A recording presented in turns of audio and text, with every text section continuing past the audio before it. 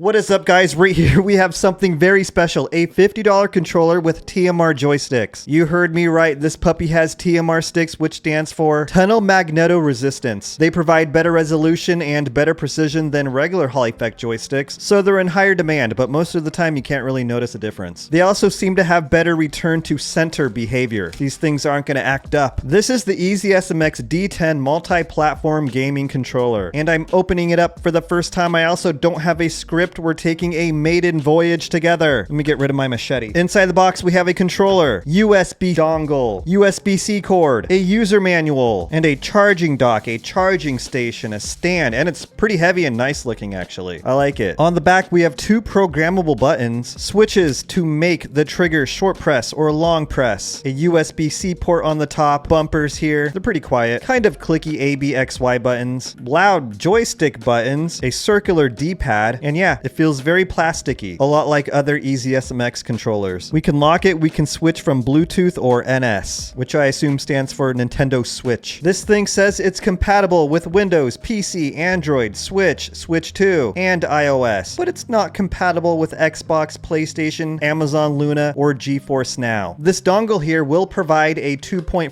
gigahertz connection. You can use the dongle itself or the charging port here, the charging station. You just have to plug the charging station into your PC and it should provide a wireless connection. Look at that, we have RGB lights. EasySMX seems to have a lot of controllers with RGB. That's like their thing. Here's the EasySMX X20. This thing is also an RGB queen. One thing I don't like about it is that you can easily take the joysticks off. They can easily fall off and you can lose them. So maybe this one's better. I'll also mention that I put this thing through a durability test and threw it around, dropped it all over the place, and it broke, but I was able to fix it. There's a video on my channel if you want to check it out. I'm not going to put this one through a durability test. I will test it in other ways though. Here's Vampire Survivors. It's working flawlessly. I like it. It appears to be very precise. Of course, this is not the most demanding game, but it's kind of like using a hardware tester, which I have not done yet. You can easily track your moves, you can find dead spaces, and I'd say it's performing quite well. But how will it perform with a Bluetooth connection? A lot of controllers fail. Here it is, Xbox wireless controller. It says it doesn't connect to Xbox, but it still calls itself an Xbox wireless controller. You do you. Hey, and it's working great. I just tested the Hex Gaming Phantom and it did not perform this well. Okay, I might have to recommend you. Why are you working so well over a Bluetooth connection? This is kind of unusual. I'm not used to it. Let's try another game and see if it fails. Here's Project Lazarus. It's also a bullet heaven, bullet hell type of game, a roguelike, but it requires more buttons to use. More buttons for maneuverability. So look at this. We're doing the twist, baby. We're dancing. We can turn our head up here. You have to use both joysticks, the triggers. Look at this. Pretty accurate. Zero latency, which makes me want to check out GamepadLA.com or GamepadLA. Here we have the EasySMX D10. It's not verified. It says you can find it for $39.99. That would be a great price. Maybe without the charging port, you can get it for about 40 bucks. If you can, hey, I recommend that you do. So the pulling rate here on these unverified numbers is close to 1,000. We have 999.23. I'll give it 1,000. I'll give you the edge. It has very low latency on dongle and cable, very low jitter. Like, these are some of the best numbers I've seen in a while. Of course, I'm not going to take it apart and test it myself, but these numbers look great. Wow. So we have 6 hours of battery life, mechanical D-pads, mechanical buttons, TMR sticks, of course, gyroscope. Right out of the box, this thing is a winner. If you can grab it for 40 bucks like it says right here, man, you're lucky. What are you doing, EasySMX? I'd say the only thing I don't like about it is this plastic. I really don't like EasySMX's plastic. I don't know, it's kind of hollow and cheap to me, but you know what? It has survived multiple durability tests, so they must be doing something right with this plastic. Maybe it makes it more lightweight. The grips do seem fine. They have some indents in here to make it more grippy, and the build quality seems okay. I do like it, but man, this thing's freaking tough. Okay, so I have yet to try it with a wired connection, so here we go, and it seems to be working flawlessly. It's perfect. Zero latency, zero drift, and we can dance the night away. We can dance our pants off. Woo! I like how I can just like run over bugs here. I'm a bulldozer. Okay, I'm not going to lie. I'm not trying to gas up EasySMX, but this is honestly the best controller for the money I have seen in a long time. Even better than some more expensive ones. I cannot recommend this controller enough. It's comfortable. It has TMR joysticks, nearly zero latency, 1000 hertz pulling rate, a charging dock if you want it, and RGB lights. This has it all. I'm jealous. I wish I was more like you. I'm seriously just concerned. What is EasySMX EasySMX doing right now? I don't usually give them the best reviews. I just want to know what is going through the mind of EasySMX. They made a killer controller. If you want to check it out, I will leave a link to it in the description. Thanks for watching. Smash like and subscribe. I'll see you later.